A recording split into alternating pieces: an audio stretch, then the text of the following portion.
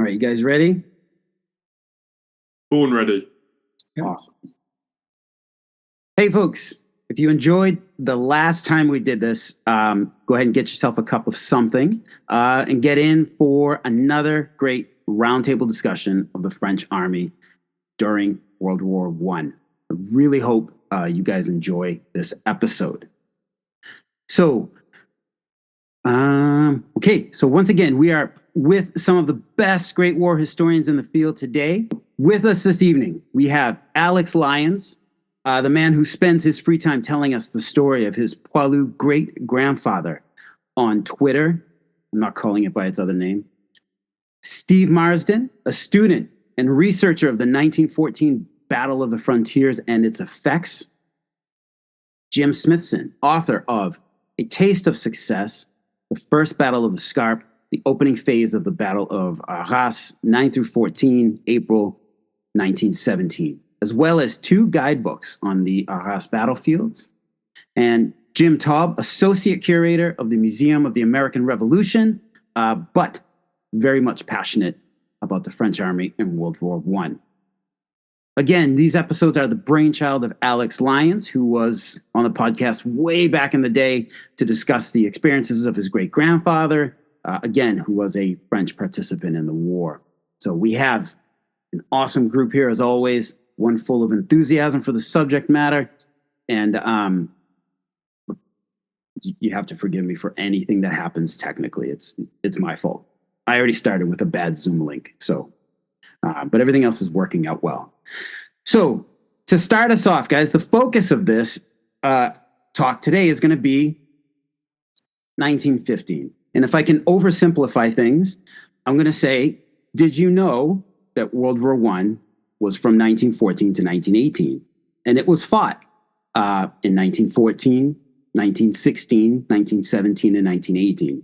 Did you also know that the war was fought during 1915? Because a lot of times that year seems to get skipped over. And particularly, I think, with the French experience of that year. And that could be due to multiple reasons. I always think it's likely of language and just not enough books have been translated. I could be completely wrong on this, or I am, and I'll probably be told so in the next few minutes. So I want to go ahead and start here. So from several discussions on the Twitter machine and recognizing internal knowledge gaps, 1915 seems to be an underreported year of the war regarding the French and English language histories. So guys, what was the French experience coming out of 1914, moving into the hoped for breakthrough battles of 1915? I mean, I'll start from my kind of view, and I'd boil it down to 3 words. I'd call it carnage, optimism, and learning is the way I'd look at it. Ironically, it also spells out the word col, which in French means a mountain pass, which any of you who know 1915, a lot of it was battles for observation points. So in a way, blends nicely into what we're talking about. Nice job. But the carnage side, well, 1914, there's no other way to kind of put it. Carnage, 310,000 French dead. 1915 would very quickly become the same over a 12-month period, where they'd end up with around 360,000 deaths. So you got the carnage. The optimism there is ultimately because, let's say that in 1914 they didn't lose the war. So there's optimism there. However, that optimism, I always like to look at it, it gets dashed very quickly. You've got the Hill 132 debacle between the 8th and the 10th of January, which is terrible timing. There's no other way of putting it. The French politicians have just come back from Bordeaux, and you have this debacle that unfolds. When I say it's a debacle, it's because the French are attacking. This is near to Soissons. They attack, capture Hill 132, but they very quickly get counterattacked by the Germans and then get re-pushed back to where they were, and actually then get even pushed back further back. So much so that the French end up with, I think, is around 5,000 odd. Sorry, the Germans, have about 5,000. They made 5,000 prisoners. The French end up with like 12,000 casualties. It's a massive debacle. General Berthelot gets sacked pretty much. He's made a scapegoat by politicians. So you can see that there's optimism. However, it very quickly fades. And of course, there is learning. There's a lot of learning that's happened in 1914 as well. Your generals, your Foch, your Fayos, your Pétain, your Mestre, your Nivelles, they've all learned a huge amount. But what they have learned is also around the new weapons that are required, new equipment that's required, resources, infrastructure, etc. And all of that we'll mention as we go throughout this podcast. Awesome. Just picking up on the optimism that Alex just said there. The optimism is demonstrated by the facts of how Joffre approaches the start of 1915. And he starts 15 in the way he's going to go on. And I think at this point, Steve reminded us that you've got to put 15 into a context. That from the outset, Joffre realised he was fighting more than just a war on the Western Front, because he had allies in the East. And the Russians he had to work with as a partner. And all the way through our discussion for the next hour or so on what happens in 15, every now and then we need to go back to what's happening in the East is forcing some of this decision making that's going on in the West. But to start off with, it's optimism that dominates in the way that Alex said. I mean, not only because he's sorting out attacks in different parts of the line, but even on a major offensive point of view, he's still looking at, and he looks at one particular pair of offensives all the way through 15. And it starts actually in the last few days of 14, going into 15. So the year starts with his optimism that he is going to break through. There is still this idea that the war is going to be won. And it's going to be won, and it's a lot to do with how the front was when it stabilised. And it's because of what's called the Noyon salient. And that's because it points towards Paris. It's not a massive salient, it's not a very clear one in the map, but there is a salient there. And if you attack from the northern areas towards the east, and that's from Artois, that's north of Arras area, towards the east, and if you attack in the south, in more of a northerly direction, from the Champagne area, you are attacking the back of that salient. And that's in Joffre's mind almost all the time. Not just his, but all the planners as well. And that begins at the end of December and goes into January, because he's already then attacking in Artois. The first Battle of Artois goes into 1914, and he's also attacking the Champagne. And so that optimism is, we're going to do that. So the 15 starts with that as a major theme, that he is optimistic. He's a very optimistic general. All the way through the rest of the talk we're going to do now, you will think, oh, he's having another go. That's very optimistic. Because he is optimistic. But Alex was right in terms of saying that what it leads to is then more difficulties. But as far as the point being, what were things at the beginning of 15, I think in the French ranks, it was, we survived, we're going to be winning this war this year. In hindsight, it's very easy to say, oh, it's going to go on for ages. In the French point of view, part of our country is being under occupation, and we have got to release that. And so, as far as they were concerned, we have got to win this war as soon as possible. And that has to be in everybody's mind as we talk about some of the events of 15, which will seem to be disasters all the time. It seems to be a disaster after disaster after, or not so much disaster, but at least inefficient carrying out of a war all the time. And we're also going to learn about, as Alex said, about learning point of view. Yeah, awesome. He was also very keen to not let the Germans retake the initiative after the battles of 1914 and static warfare. He didn't want the Germans to retake the initiative, and the way he saw doing was for him to take the offensive in the way he saw. And given, as Geoff said at the time and also later, it was restricted because it didn't have the heavy armaments necessary for a mass offensive attack. So his idea was several little attacks all throughout the front. Didn't work, but that was his reasoning behind it. The other thing we've got to bear in mind as to why it was Artois and Champagne, the main reason was, as Jim said, but also if you think about the time they were considering this, December 14, January 15, the other end of the sail of the fronts in Flanders would be muddy, not suitable for an offensive. The other end in the Vosges would be snowbound, not suitable for offensive.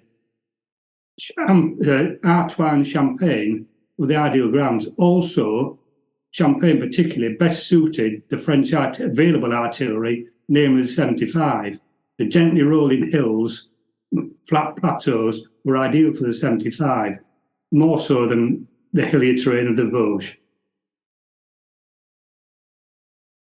I think it's also important to talk about the fact that the French, it's not like the January 1st, 1915 New Year, New Me. It's the French army rolling into 1915 are already actually engaged in offensive operations around Arras. The first Battle of Arras is fought around Christmas of 1914, contrary to a lot of the Christmas truce sort of stories. So the French army is already engaged in pretty aggressive operations, and there's also some small-scale operations that take place in 1915 that will define French thinking about certain sectors of the war.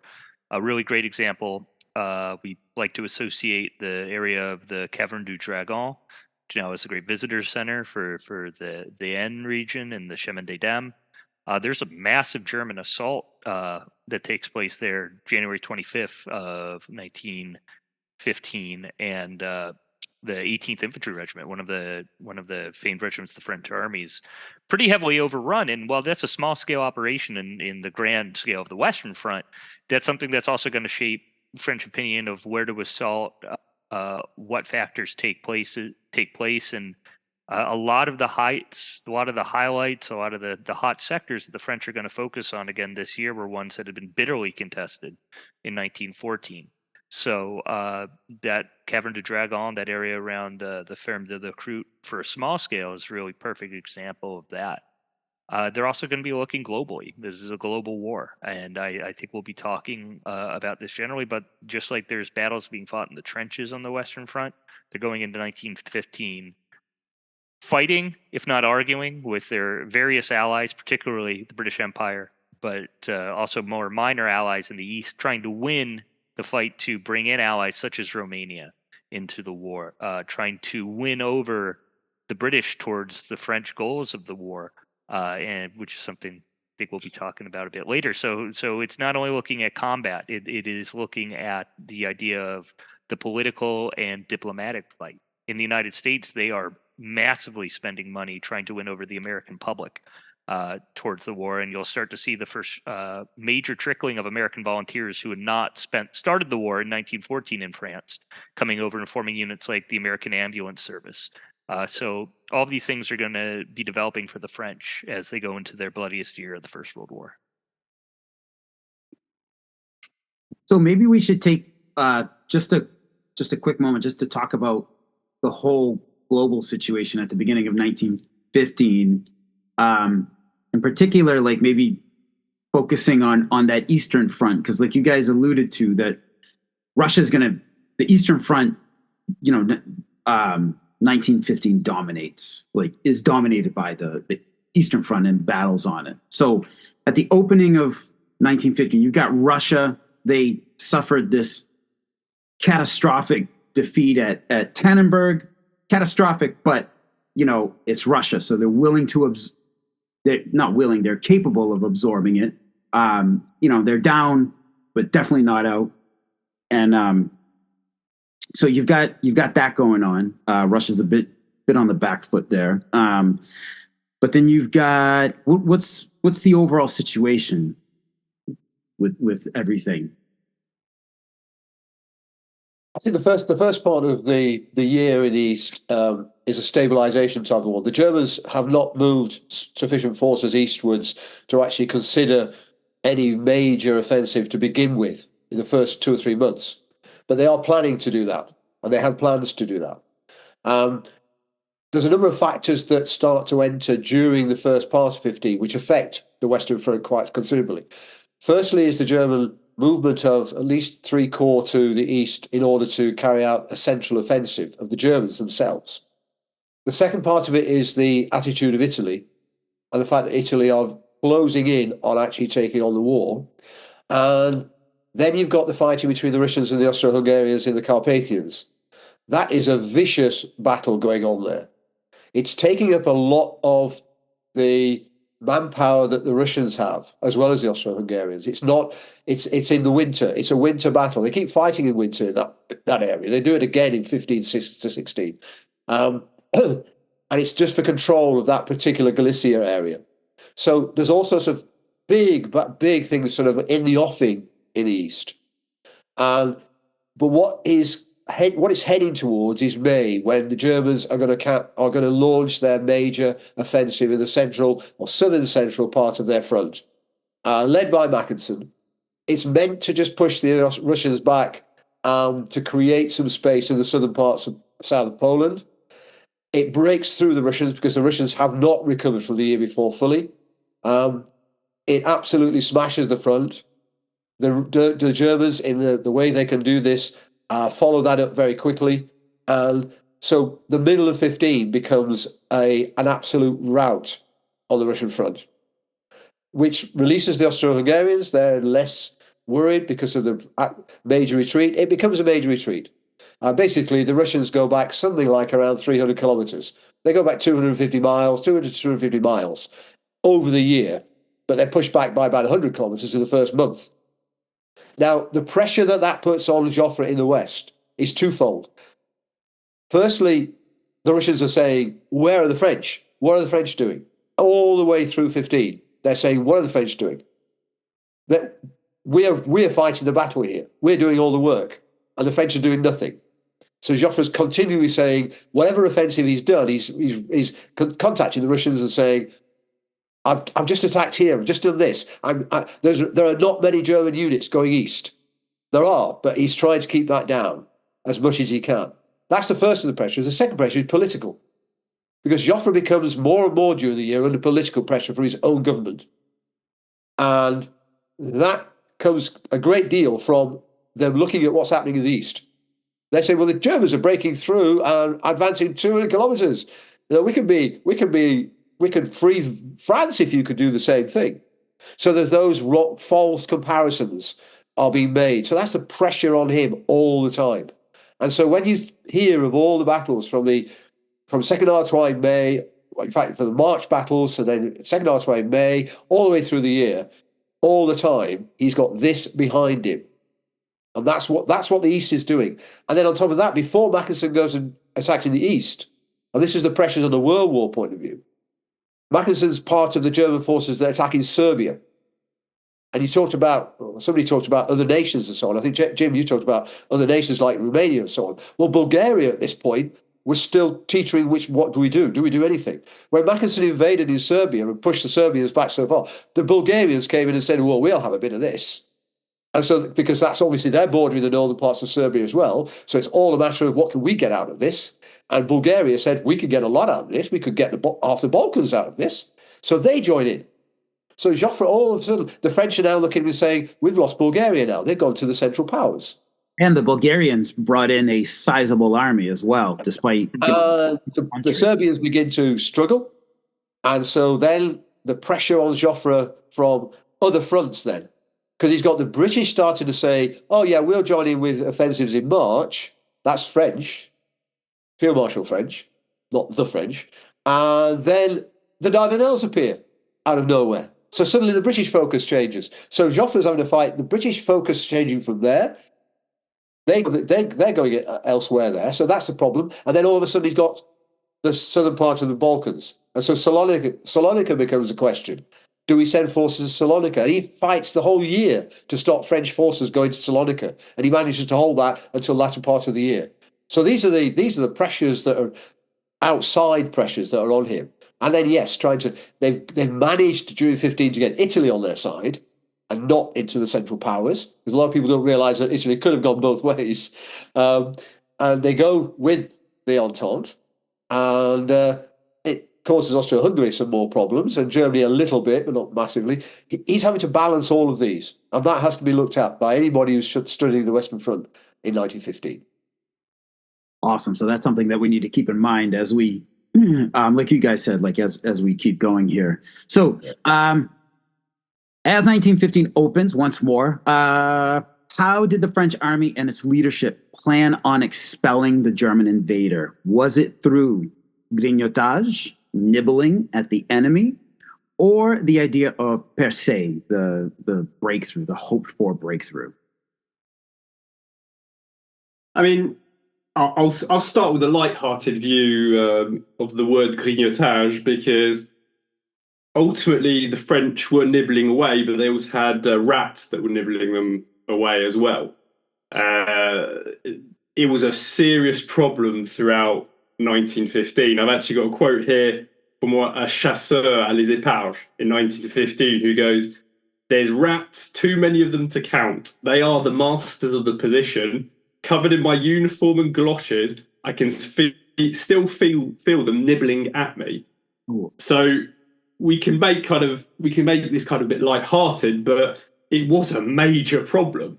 So much so that GQG started setting up rat hunts and also giving rewards for people who were going off killing rats. As an example, in the 315, where you've got Sergeant Dujardin, I've got a photo of him with 52 rats that he killed. So again, it's going off the point, but that was also one of the things that became a preoccupation for a lot of people. But back to the more serious point of nibbling, we just kind of alluded to a lot of it there. From Joff's point of view, he needs to pin down the enemy.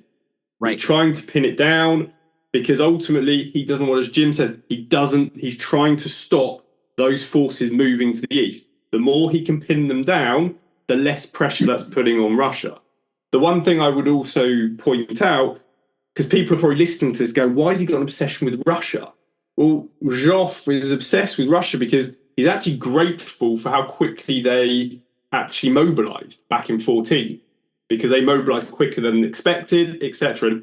And Joff's always got in the back of his mind trying to repay what they did back in 14. So ultimately, where the French army's at as well, they're trying to also piece together how this war needs to be fought. Well, let's be honest, they're well ahead of all their other allies.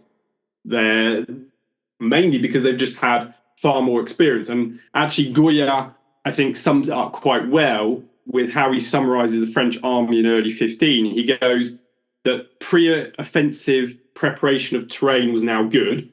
I would put to a point next to that phrase. And then they go, where they still lacked, they needed to learn how to conduct operations. And ultimately, if you then go and look at something like Second Champagne, that describes pretty much Second Champagne in 2 lines. That yes, the preparation was not too bad in some areas, but then operationally, yeah, they did have problems, i.e. they thought they had a breakthrough, they didn't really have a breakthrough. Could they then follow up? They couldn't, because they didn't have the resources in the right place. And the same in regards to the preparation of terrain. They had issues still very much there. Heavy artillery, they didn't have enough heavy artillery available to them. And we'll also see when you hit Second Champagne, it's the one time throughout the whole of the war for the French where they really do run out of munitions at that point.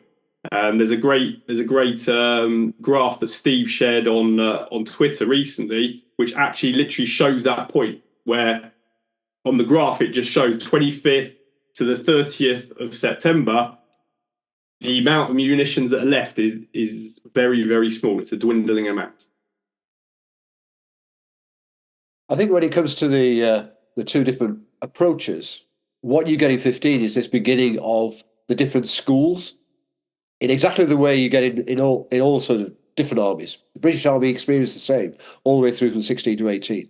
And the idea of nibbling away, the idea of what, just to explain to people who don't really understand what we're saying there, is not actually attempting a breakthrough every time, but taking the first few trenches, digging in, keeping that one, bringing up the artillery again a week or 2 weeks later, then trying to take the next lot, trying to take that sort of thing. And the British tended to give the phrase bite and hold to it. If got any people who know the British side of it, they put that phrase onto it later in the war. But there's a school of people who are beginning to feel that that's the way forward. Pétain is one of them. but Foch is with him. Foch is often seen as being the man who's always wanting to attack and attack and attack. But he is realizing that attack and attack and attack has to be done in certain ways. So Foch and Pétain are on one side, but Joffre's on the other.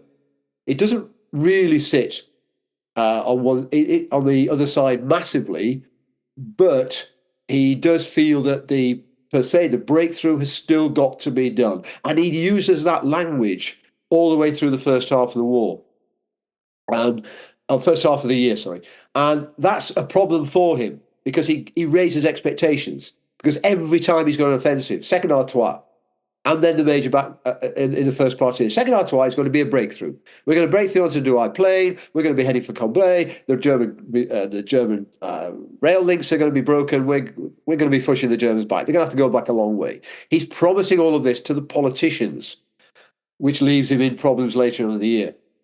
But even later on in the year, he's still thinking of those lines, but he doesn't say them often because politically it's not a thing to say. He actually tells his Germans when it comes to Third Artois in September and the Second Champagne, he's actually telling his generals, do not use the words breakthrough to anybody because that will give the wrong impression.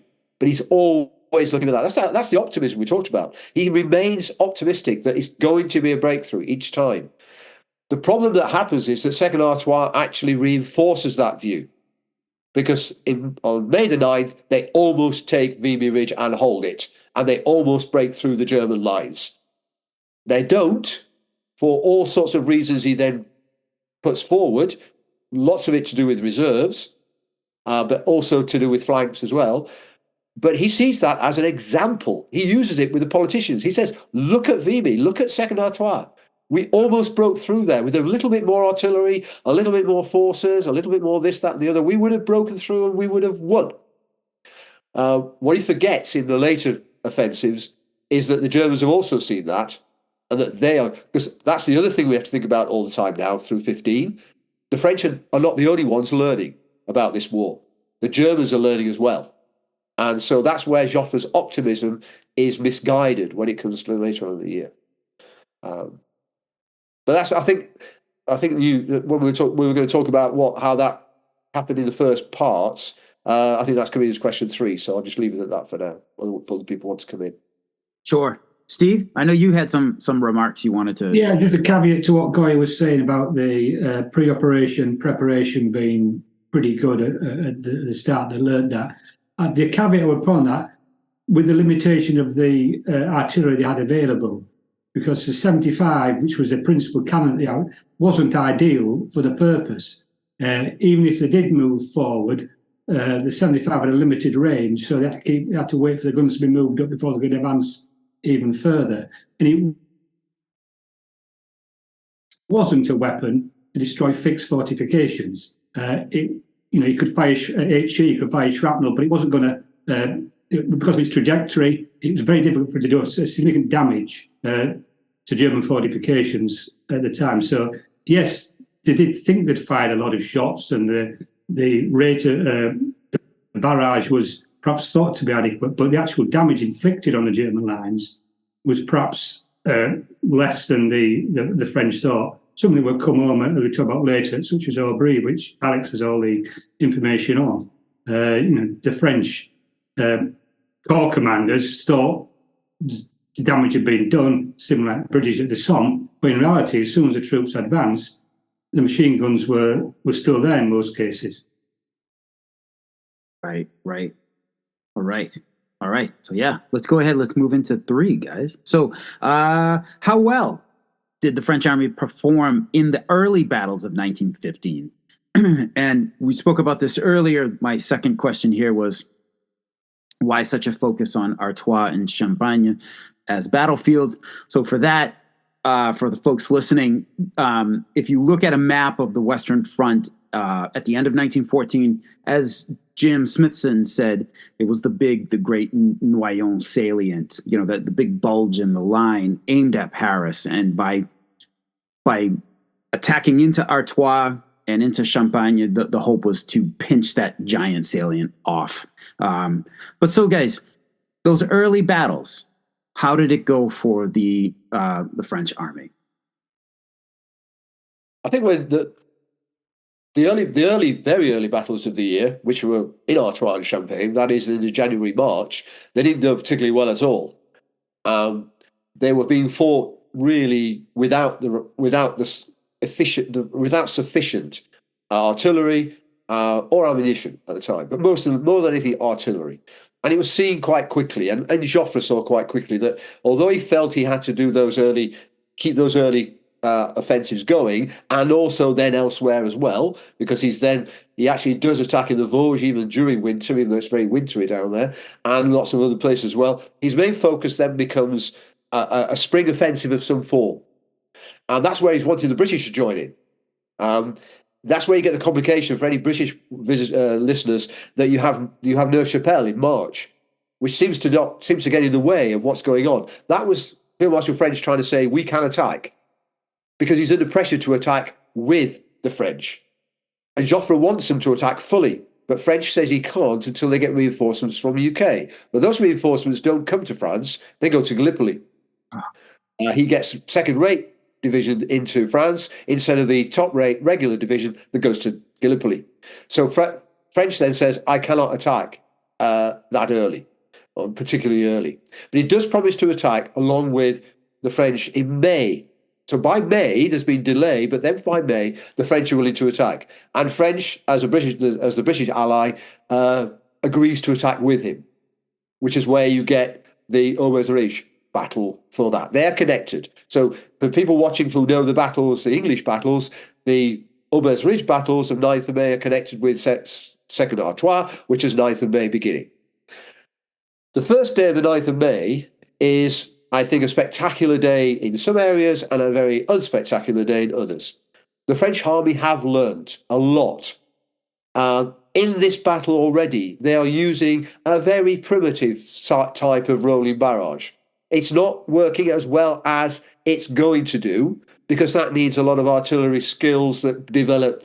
This idea of advancing 100 metres every few minutes or something isn't there yet, but they're not hitting the front line, and then when the whistle goes for all the troops to come out of the front line, it's not then retiring about 300, 500 metres or so further back. It's starting to move forward with the troops. The message is to support the troops in their attack. And listeners have to be aware that is absolutely brand new, because the artillery was not from behind, was not to do. It was to go with the troops forward, not to keep supporting them from the rear. So that was a little bit of a change for them. So that's happening, and it functions in Pétain's corps, which is a central corps, and that pushes the Moroccan troops and 77th Division, that's Barbeau's division, it pushes them onto Vimy Ridge. So they are almost there. There are troops on Vimy Ridge. They actually go down into the village Givenchy on the other side. They're there for about 4 hours until 3 or 4 o'clock in the afternoon, but without any extra support. So they have advanced. If you're there, as I was there last week on a reconnaissance for a trip, if you look from Notre-Dame de Lorette, from the observation there, you can see the lines of the French and then Vimy Ridge, where they were on the right, Vimy Ridge, it's 4 kilometres. It's a long way in Great War terms at this particular point in time. So it's a massive advance, and there is not a lot behind Vimy Ridge. The Germans do not have a second line, a fully fortified second line at this stage. They are in desperate trouble, but they survive because the French haven't managed how to have their reserves in the right place at the right time. And a lot of it's to do with the fear of German artillery. They fear the German artillery coming down on their reserves as they move up, so they keep them too far back.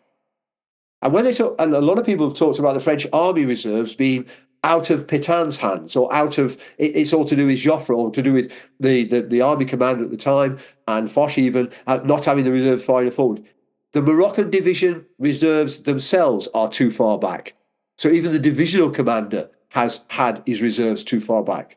There are 2 regiments of infantry within the Moroccan division that do not get up onto Vimy Ridge in time. So they're all too far back.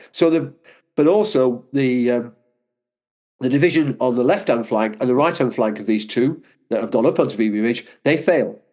70th Division do not take Carnacy, and the divisions on top of the Notre-Dame-de-Lorette only make very partial progress. So 77th Division, which is up above Chauchat on the ridge, have a totally open left-hand flank, and the Moroccans around Neuville-Saint-Va have a totally open right flank. So that hasn't worked because the other divisions, many of them have not adhered to some of the ideas that have come forward over the winter. The idea of using artillery in a certain way, the idea of how to formulate the attack. Because as happens all the way through the war, you get many divisional commanders who simply say, "Oh, I'm not doing it that way. I know how to do this. I know better." There's a bit of an "I know better," and it fails on both flanks. So yes, they've learned a lot, and yes, it's successful at that point to a limited level. But unfortunately for them at the end, it doesn't mean a strategic victory because they don't actually take the ridge. Because taking the ridge, actually, Foch is insistent on Artois being a good place to fight all the way through the year. Because he sees that if you take the ridge, the Germans can't just fall back a couple of miles. They have to fall back 5 or 6 miles. They have to go right back because the ridge is so dominant in the east. Anyone who's been there knows that the dominant feature is looking east. It's a gentle slope on the west, but it's a sharp slope on the east, and it dominates the Douar plain. And the Germans would have had to have withdrawn a long way, and they didn't have a second line as they did in 1917. It happened in 17. The Canadians knocked them off the ridge. They retired to their second line. They hadn't got a second line then, so it would have opened all sorts of things up in 1915. So they did very well at the beginning, and so the first battles showed that they'd learned, but showed they still had a long way to go. And picking up on what Alex said, it showed the lack of, and Steve, it showed the lack of the heavy artillery that they needed to keep that success going, and also to close down the German artillery. That wasn't there yet. It was part of that process of learning, and they got so far. I hope if people want to come in on extra bits on that. Waffled on long enough. No, that was brilliant. Thank you. Yeah, I'll come in very quickly and to bring out a few things that I think everyone should consider when looking at the French army of 1915, as well as all of these armies. I know this has been extensively written about when talking about the British army, but the economic thought process that goes into each decision Joffre and commanders downward make, specifically regarding things like munitions. So the lack of artillery, in the case of the British, they have, the famous shell crisis. But for the French, it is not only a shell crisis, it's also a crisis of just not having enough or the correct type of artillery. So all of these offensives in the first half of the year are thought out, particularly the one that Jim just talked about, are thought of in regards to what artillery support can be provided and where. I won't get into detail on this, but just as a brief primer for folks thinking about the types of artillery the French are trying to use, bringing guns from the late 19th century back out into service and converting them for use, like the 90 millimeter de Bagne pieces, which look like something out of the Franco-Prussian War because they are something out of the Franco-Prussian War. Being brought out because they don't have that indirect fire capability, and they don't have the shells for them. All these 75 millimeter guns that they've created before the war that they're still planning on using to pulverize German defenses before they go over the top, either don't have enough shells to keep them fed for a very long time during the battle, and B, cannon barrels wear down. And barrel wear is a serious issue, particularly at the Second Battle of Artois. And in later offensive, that is something that the French really have to pay attention to. I highly suggest anybody read Jonathan Krause's book on the French army at Second Artois, not just because he's a fellow American historian of the French army, but it's something that really gets into all of these details, and I think it's a great highlight on the French in the first half of this year. I'd also add there, you talk about the munitions side, there's also an issue with the quality of the munitions as well. I know in Second Champagne, there was a lot of issues around the munitions, and because of the poor quality of some of the munitions, it was actually exploding barrels. That also was an issue throughout 15. They had to ramp up production, and because of that, quality did take a hit. on the munition side as well. Yeah, and just adding to what Jane was saying about the 75, it wasn't designed for that role. It was designed to fire a lot of shells in about a minute and then move. It wasn't designed to be sat in place and fire a barrage for minutes and minutes, for a quarter of an hour, 20 minutes, half an hour. It just wasn't designed for that. Hence the extensive barrel wear when it was put to that task, which it wasn't designed for. Later in the year, they were actually restricted to 4 rounds per minute. So a gun that was designed for 15 rounds per minute and throwing shells like anything was actually, the artillerymen were told to restrict it because it had worn so many guns out. They'd lost so many 75s, not lost to battle, but lost simply for maintenance. And Jim, you can probably explain it better than I can. They actually, a lot of the heavy guns had no recoil either, did they? They were the old fortress guns that they didn't recoil.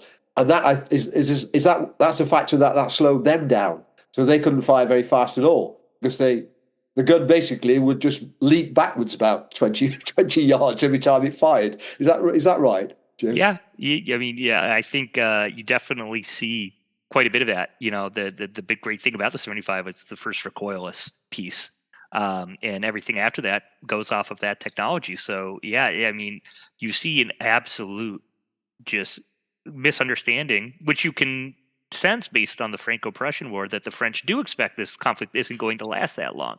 By the time you hit the spring of 1915, you don't have the shells, let alone the manpower. I know Alex will be talking a little bit about the uniforms, which is a particular interest of mine as well. So yeah, a lot of the French army in 1915 is using equipment that is older than the equipment they were using in 1914. Wow. The idea of those older cannons shooting, recoiling back, like that must take some time to get used to. I know like soldiers would be used to it, but man. You talk about older cannons, but even if you look at the mortar situation as well, they were wheeling out mortars which were from Louis Philippe in certain sectors. So that also gives you an idea where they were at outside of just the, let's call it the medium heavy artillery. On the mortar side, they're having to deal with mortars which date back to like 1840. But on the other side, they're already developing a trench mortar. So this is the other side of the coin away from a learning point of view. They suffer from the German Minenwerfer.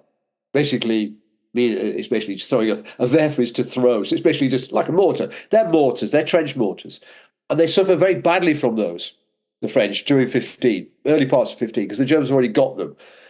For whatever reason they had them, I have no idea, but they already had them. The French are quite quick in developing we can have that as well. And yes, they use old things to start off with.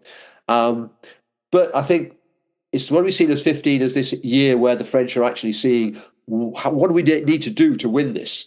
And that's one of the things that a minor element of having mortars. And also Joffre puts into play the big program of heavy artillery in 15, of bringing the long and short 155s, which eventually become the mainstay heavy artillery on both the French and American armies, because they basically provide that for the American army as well. He puts that into place because those sort of guns don't come out of nowhere, and they're not produced in a few months. They have to be designed, they have to be put together. Yeah, Sorry, Steve, go on. That's the key point you make. I know it's wartime and things work at a faster pace, but if you look at defence procurement these days, there's a war in Ukraine. The Western world can't ramp up its production sufficiently to meet Ukraine. We're not being shelled or not under fire. We haven't lost our iron ore production or our coal production. For France, it must have been horrendous for them to get from specification of knowing what they needed to actually deliver it to front line. The fact they didn't come into play really until end of 16, 17, 18 wasn't really a surprise. It's still pretty damn quick from seeing everything they were against. However, we'll see in a later question, there are certain things they were seriously quick at turning around with the French, and that, as Steve's kind of alluding to there, is even more impressive considering the situation they're in, the territories that they lost, i.e., for example, textile mills, iron ore deposits, etc. There are certain things. it is unbelievable. You could even go how quickly they managed to produce things around, for example, the Adrien helmet, how quickly that goes from an idea being first presented to them being used is quite frankly a great feat of the war. Yeah. So for listeners, again, that's a great point that Steve brought up, is that the French, with all of this going on, you also have to take into consideration that something like a fifth of the country was under occupation, and the Brie iron fields were under German occupation, and the Germans were like, "Thanks for that." So like a lot of the areas that could have helped France's war effort were in German hands, and now the French are like, "We need to make heavy artillery." Great.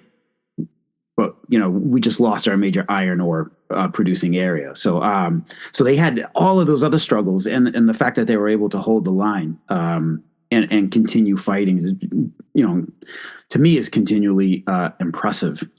Well, there's also the other small point as well. We always forget is with the mobilization of 14, it was just a mass mobilization of men, and the one thing that they realized in early 15 is a lot of these individuals are actually really needed in industry or in agriculture, etc. And you actually have quite a large number of people that get pulled back out of the army to go into critical industries, right, as well, right. in 15. So it took them a bit of time, but they do realise we need to start restructuring, etc., and working with what we actually have now rather than what we had pre-August 14. When Alex says a big number, you're talking, I think Goya puts it as 500,000. Yeah. It is a huge number to go back. Yeah. Wow. Dang. So that's a lot. It's like, and yet through all of this, Joffre remains optimistic, I have to say this whole conversation is making me look at Joffre differently yet again. All right. So we've got the early battles. Okay, we talked about some of the major battles fought. How about secondary battles like Hartmann-Weilerskopf or Livielle-Armand, Les Eparges, the battles in the Argonne Forest, battles around Butte de Vauquois? How did those affect the French? Besides the obvious reasons of casualties and territory gained or lost, any special developments in these areas? I think if I put it from a very strategic point of view, this can come in on a sort of a tactical level. It was, if Joffre was making a mistake in 1915, many of these were his mistakes. Okay. This is my personal viewpoint. I see Joffre seeing for the first half of the year, he sees the way to occupy the Germans is to mount major offensives, whilst at the same time making sure the Germans did not relax on any other fronts by launching a number of different offensives elsewhere. The Saint-Mihiel salient was a target for him again and again in terms of, that's down near Verdun. People don't know it. The line solidified in a way which left this very, very sharp salient, which was very open to attack in a way. It's very inviting for strategists to look at that and say, we can pinch that off. Because the Germans saw that the same way as well and defended it from that point of view. And that's where many of these battles came from, like Les Eparges is basically a Saint-Mihiel battle area. Some of the others were a little bit alongside the major offensives. The Argonne battles often, and Vauquois is often seen as part of the Champagne right flank protection. But also, it's high ground. I think right at the beginning of the talk, Alex talked about the fact that it's all to do with high ground. Mm-hmm. It's all to do with being in charge of the area you're in. And the Germans were very good when they pulled back in 14, is that they tended to stop and dig in wherever they felt it was advantageous. And the British found that in the northern sector as well later on. And everywhere we attacked, the Germans were always higher up. And that goes all the way down the line to Switzerland. So in the Vosges, The Vosges I always regard as almost a little battlefield area on its own. It's almost like they're almost like irrelevant to what's going on in the rest of the war. The Vosges just carry in 1915. It just sort of like carries on. They get fixated with hills and they get fixated with particular points. The French regard it as looking out upon the plain, which, if people think geographically, it's looking out onto the Rhine Valley. Okay. If you think of that, it's the part of Moselle, but it's also the Rhine Valley. It's a way into Germany, but not one that's very useful from a strategic point of view, because even if you got down into the valley, all your supply lines go over the Vosges. If you've ever been there, you do not want your supply lines going over those mountains. So it's not that easy to say, yes, if we put some pressure there, we will win a strategic war by taking Colmar, Mulhouse, and then out into Germany. It's not a route into Germany, put it that way. Right. So all of these have these little niggly ideas from Joffre. But he sees in June, July, that was not the right way to do it. He actually reports back to the politicians that I've been doing this to keep the Germans, that in fact he can do it more easily with less casualties. And I think he's starting to see the casualty rate in France, his army, through 15. But he's also got pressures of men and materials and so on elsewhere because of other fronts. And he starts to think, I've really got to cut down on these extraneous, in a way, battles. So they tend to dwindle out as the year goes on. And you find the French do not, yes, but that's not to say they don't keep happening, but they're not as heavy and they're not as sort of heavily in casualty terms as they are in 1915 and any other year. For me, I don't know if people want to come in on that. Anyone else? You guys want to add anything to it? I'm going to add something very quickly, and I apologize if my doorbell rings while I'm saying it. But I think it's really important. We tend to characterize First World War operations and activity and what people are doing based on the aggressor who's on the offensive. So in this case, we're talking about the French in 1915, Second Artois, Second Battle of Champagne, Les Éparges, all battles that the French instigate and go on on the offensive side of these things. We briefly mentioned the Argonne, and I think it's important as well as Americans. Mike, you and I, we know this area pretty well. In the summer of 1915, the French are devastated by German assaults in this area. It results in the relief of the army commander, General Scarpe, and it causes a lot of incriminations in the French army and in the French government. Specifically, it's the French Third Army that gets hit pretty badly in the area. And this, for me, is one of these forgotten parts of the year 1915 because it's a German offensive. I can't speak to historians who focus on the German army to speak if they have heavily delved in it. But for people focus on the French, both in the French-speaking historical world and in the Anglophone historical world, it is a time that is referenced as a time that's being in between the French offensives of the spring and the French offensives of the autumn. And it is a really important time because it is the first real time where Joffre's ideas are challenged. I mentioned my doorbell might go off. And it's also one of the first times that the French army is really going to have to reevaluate itself and its priorities towards kicking the Germans out of France. Right. Thank you. Thank you for adding that. Yes, in some respects, Third Army was in trouble. Just to add to, because he's got absolutely searching his door.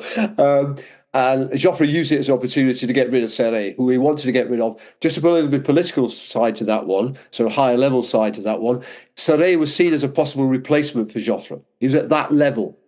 Although he was only an army commander, he was still seen politically. He was very, very connected in Paris with the politicians. And that dismissal was Joffre could only do that as a result of actually sending an army group commander to do in a sense, a sort of an assessment of him and Third Army. And that went back to the politicians, which was damning enough for Joffre to be able to say, you go.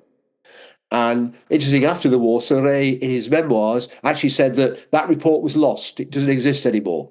Of course it did, and Joffre was very quick in his memoirs, because Joffre was very clever in doing his memoirs after Serre's.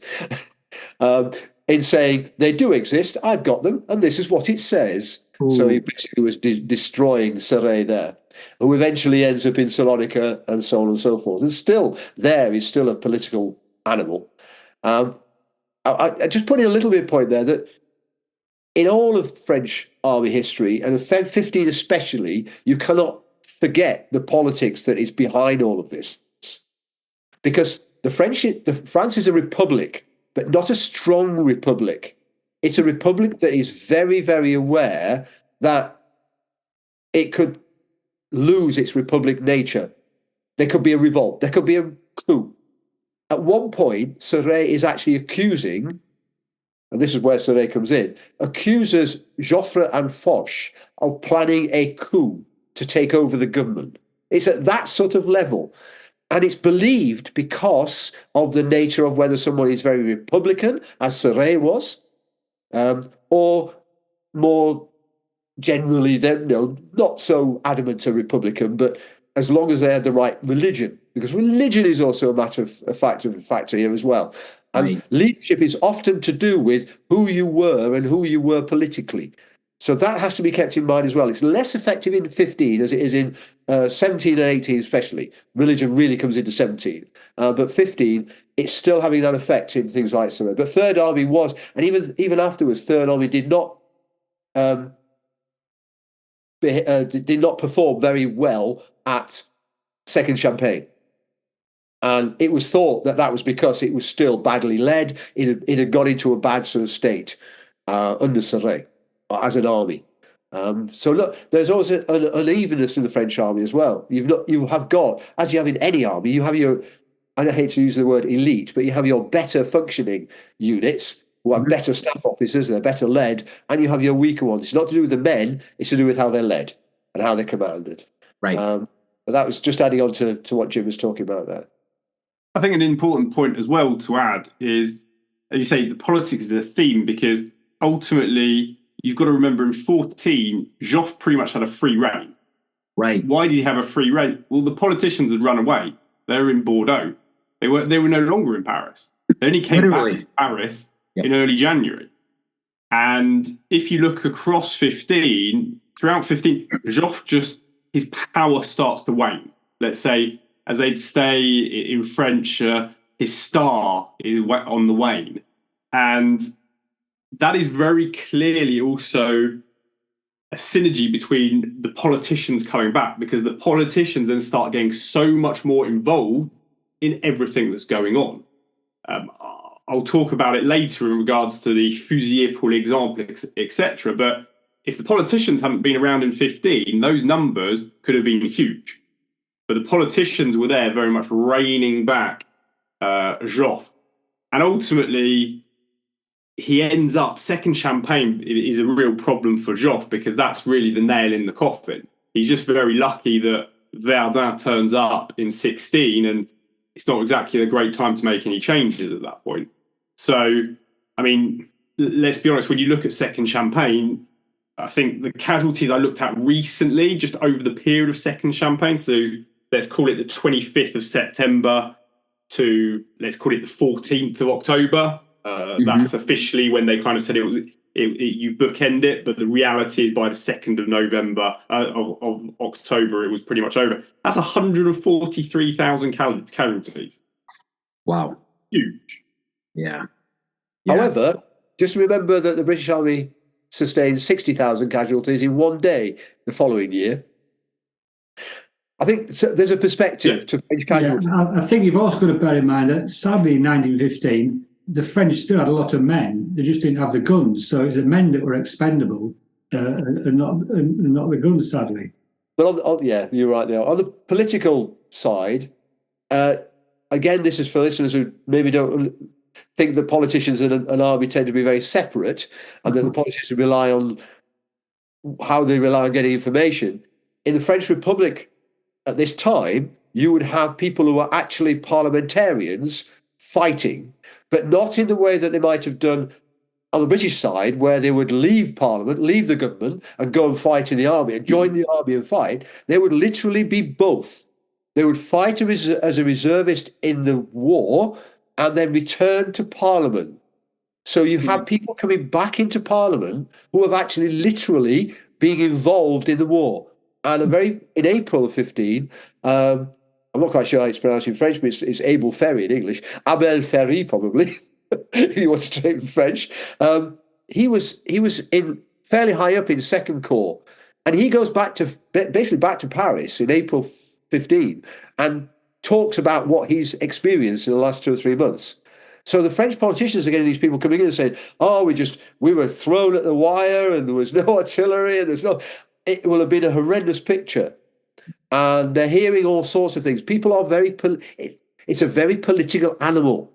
Joffre may have been the supreme commander, but but politician-wise, they knew what was going on. He couldn't hide much from them. And I think Alec will probably talk about later on about, in terms of when it comes to morale and discipline and so on, that they are fully involved in that. Because of this close connection. So you have almost like a dichotomy between a supreme commander who seems to be able to make all the decisions himself without any reference to anybody else, but he's called to meetings by the politicians very often, including the president.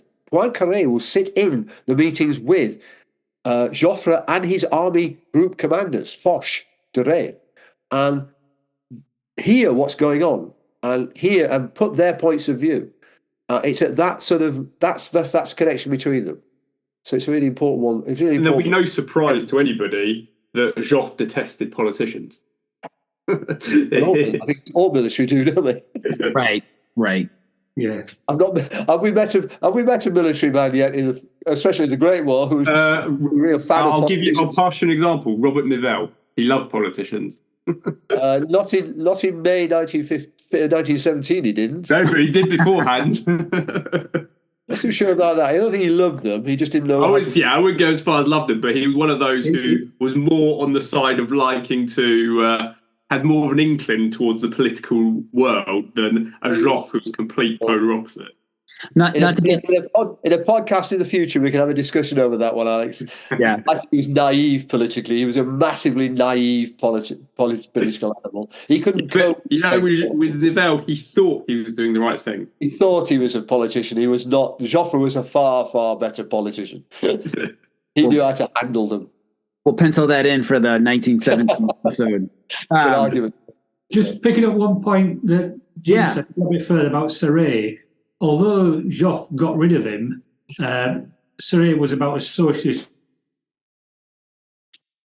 as you get as an army commander, and the government was socialist. So, although he got rid of him, he's that rivalry that he wasn't going to take his place. He also created a lot of enemies in Parliament from henceforth in, which came home to roost in 16.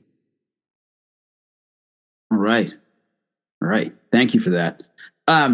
So real quick, guys, because we got a couple of really meaty questions here coming up, but I've got one here about the other theaters going on in the rest of the world. So how did events in other theaters affect the French throughout 1915? We have spoken some about the Eastern Front. We can get into that more. Of course, we know the Russians are getting hammered and getting pushed back hundreds of kilometers. Serbia is getting walloped. In the Balkans.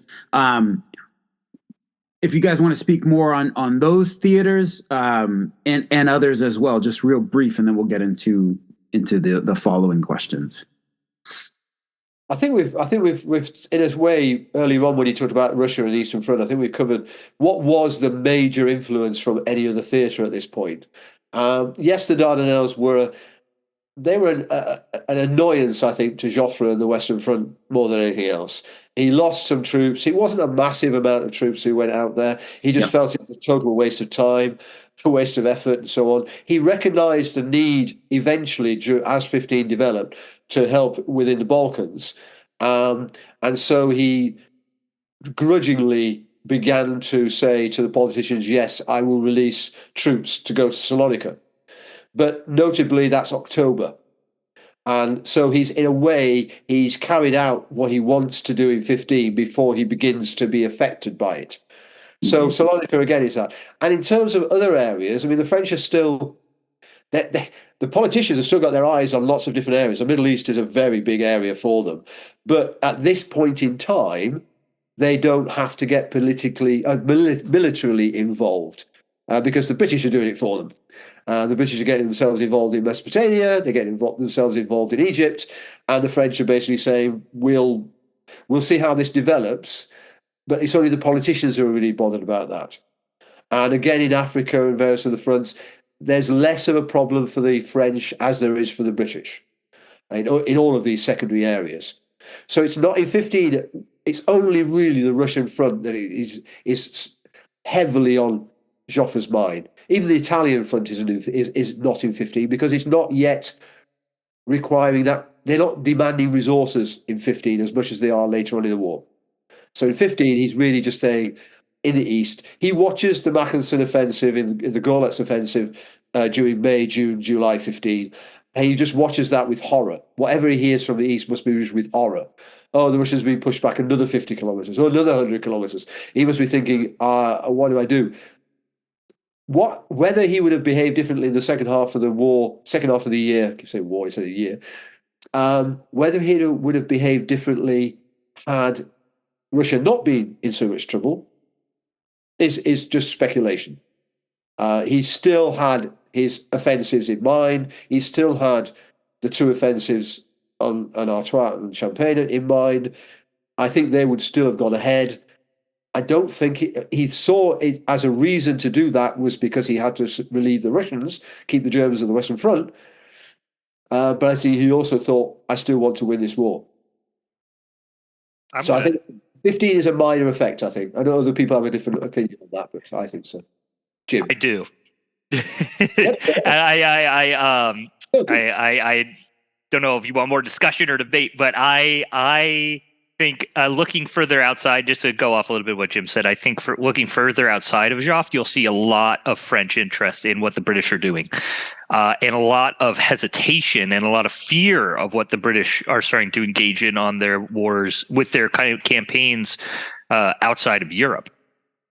Really cool example of this, and part of the reason I think 1915 is such a fascinating year is it brings us into something that's not the French army, or for the French it is still the army, but the army of the sea, the Navy, is a major player here in 1915 trying to discuss French strategy, and they're looking at the British plans that they're slowly but surely learning about, some through diplomats, some through Churchill's very open mouth, of British plans in the Dardanelles and in the Near East, and it's looked at with quite a bit of hesitation. France has always viewed itself, going back to Louis XIV, as the guardian of the Near East, specifically the places of Christian worship. You see Napoleon III go to war over this in the middle of the 19th century.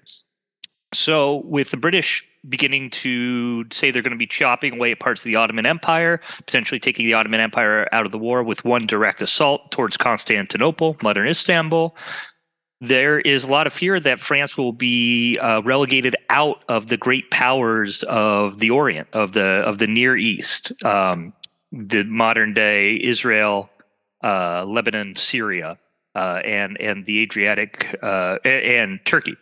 So the French Navy in particular, the French Foreign Ministry are very interested in participating in these campaigns so that the British aren't the only ones, so that the French can maintain their presence diplomatically, politically, and militarily within the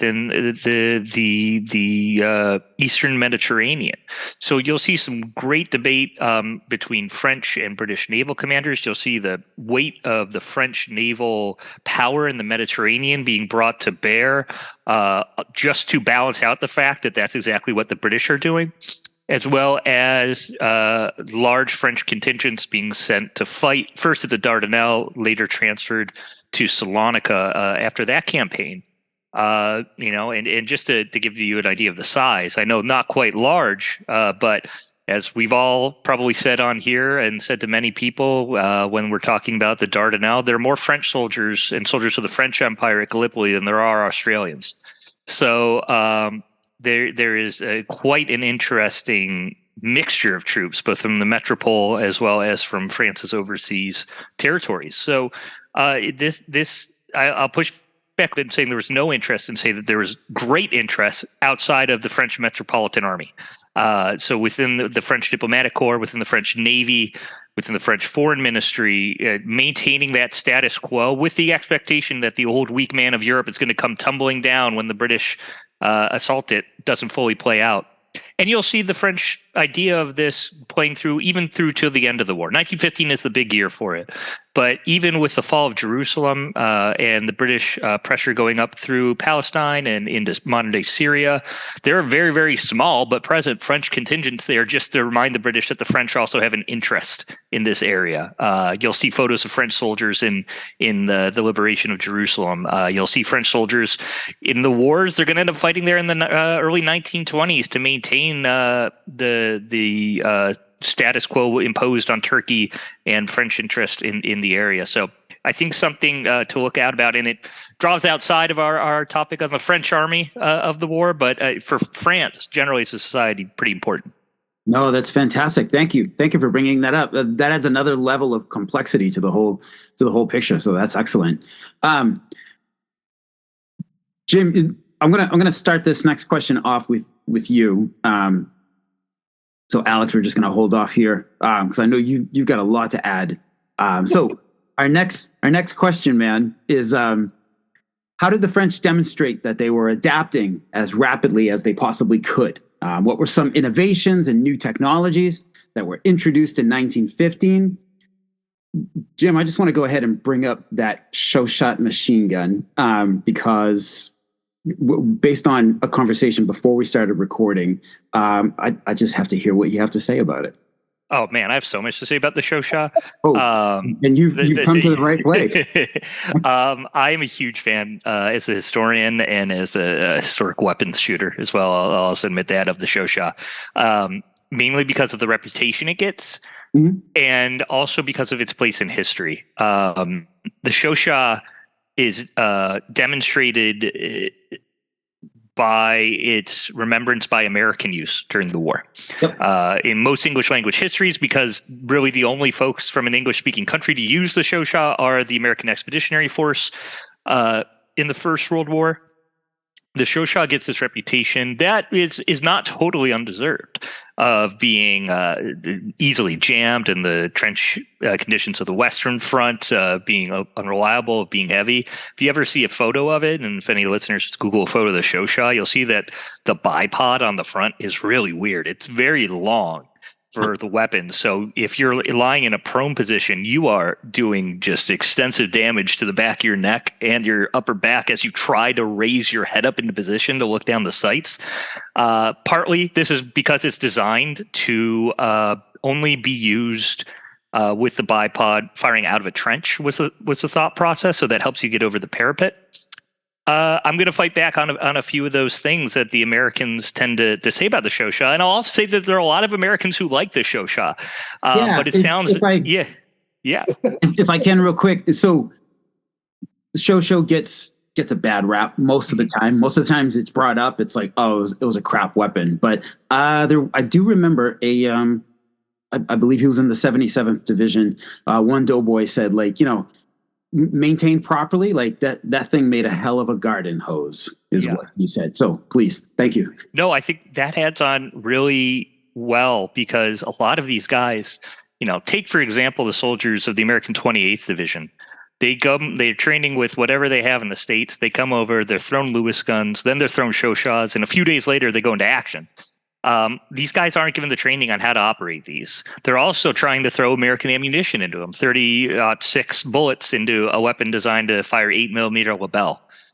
So you'll get those issues as well. For the French, and this is why going at it from a French perspective is why I think the Chauchat, it's not the best weapon that's ever been made. It's not the best light machine gun of World War I, but I think it's really interesting because it is the first.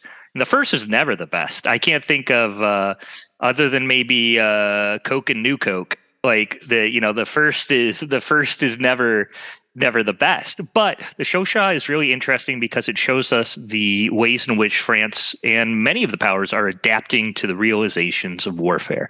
So if you take a look at a Chauchat, it's made out of stamped metal. made predominantly at the Gladiator Bicycle Factory.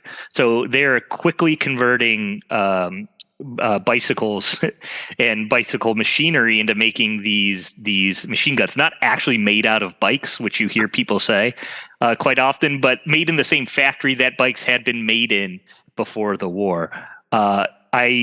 There's a great historian named Richard Faulkner, who I'm sure earlier listeners will have heard of a lot with the AEF topics, who I saw do a program showing off a Chauchat once, and he asked everyone in the crowd to raise their hands if they've ever built a Chauchat light machine gun before. And obviously no one had. And he said, well, that puts you a lot in common with the people in French factories who were asked to make these things. So it's a brand new idea. It's a brand new concept. And the fact that they're able to get it out so quickly and in the numbers that they're able to so quickly make it a success theoretically. And that's what I'm particularly interested in, and in practice. The way you are supposed to operate a Chauchat, it's not like a Lewis gun where you're lying down, you're prone, you're providing suppressing fire. It's an offensive weapon. The bipods, that usage there for firing it over a trench is if you're on the defensive, but the idea behind a Chauchat is you're walking with it. You're supposed to be mobile. The reason the wooden foregrip it's where it's at is because you're supposed to be walking with it, firing from the hip as you're advancing. There's some great photos and videos of guys in training, and that's what they're doing. This is meant to be a suppressive weapon for advancing and mobile infantry. So the French are already thinking about movement on the battlefield, again, returning to that war of maneuver, while neutralizing German defensive emplacements, enemy defensive emplacements. So you even see this copied to some extent in the techniques being used with arguably more successful light machine guns, like, for an American example, the Browning automatic rifle, the BAR. That is not a defensive weapon. That's a weapon that's supposed to be fired on the move as a suppressive weapon. The Chauchat is the father of that. And for that reason, I will massively defend the Chauchat, just because I think people, when they hear World War I and machine gun, they think one thing, and that's not what the Chauchat was designed to do. Awesome. Thank you.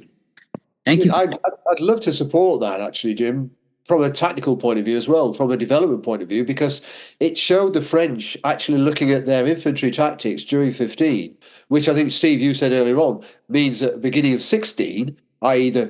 which is when a brochure actually comes out about platoon, from a British nomenclature, platoon organisation, it's got the mixture of, use of modern terms, grenades, bombs from the Great War. It's got that mixture of grenades and light machine guns within a platoon. Firepower, grenades, riflemen, that mix that the British don't have until 17, the French are starting to have in 16, and they've already developed the weapon to do it with. We haven't got a Lewis gun at the end of 15. We're not even thinking about a Lewis gun by that point. The British are not moving that way, the French were. And so, yes, I'm with Jim totally there. It might have been that first go at something, and yeah, it may have its faults and whatever, but it showed a doctrine that was advanced compared to the German army, supposedly the people who were, the better armies and the better soldiers all the way through the wars, according to some, but they were not thinking doctrinally in that sort of way. And yet, yeah, the French were. Brilliant. Thank you, Jim. That was great. Yeah, awesome. And also, correct me if I'm wrong, there's a huge number of Chauchat gunners that actually won quad guerres. There's an unusually high number. Yeah, I think you got to be pretty, having handled one of those things, you got to be pretty brave to want to carry it across a field, or in general. But yeah, I mean, these, as Jim hit on here, I mean, these guys' jobs are to keep the Germans' head down for everyone else. So everyone, I can't think of any job before they fully implement, assault teams and separate grenadier teams and all that. All of this is falling on these Chauchat gunners. So that explains quite a bit about it.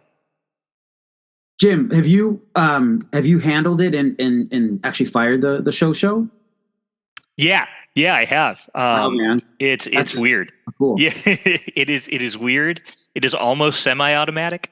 But it is, it's a really interesting piece. I've also fired it from the hip as it's designed to be fired. Really? And it is something that I still haven't mastered, and I can't imagine,